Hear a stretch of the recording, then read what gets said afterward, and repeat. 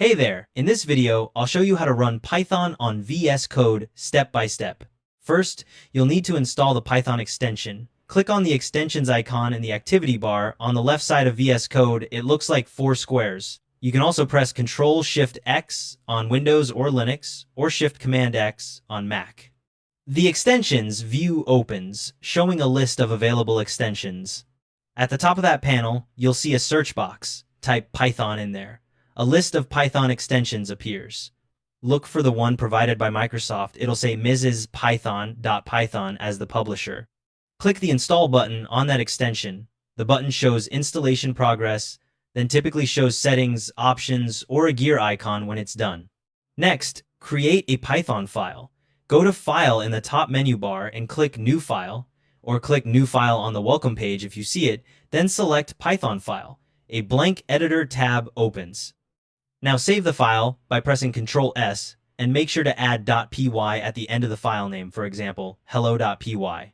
In the editor, type your Python code. For this example, write print, open parenthesis, quote, hello, comma, world, exclamation mark, quote, close parenthesis. Python syntax highlighting should appear automatically as you type. Before you can run the file, you need to select a Python interpreter. Press Ctrl-Shift-P on Windows or Linux, or Shift-Command-P on Mac to open the command palette. Type Python:select interpreter and select that command. A list of available Python interpreters appears. Click on the one you want to use. Once you've selected it, you'll see the interpreter version in the bottom right corner of the VS Code window on the status bar. Now you're ready to run your code. Look at the top right corner of the editor. You'll see a play button. Click on it. It's labeled Run Python File in Terminal. A terminal panel opens at the bottom of the window. Your Python interpreter activates automatically, then runs your script.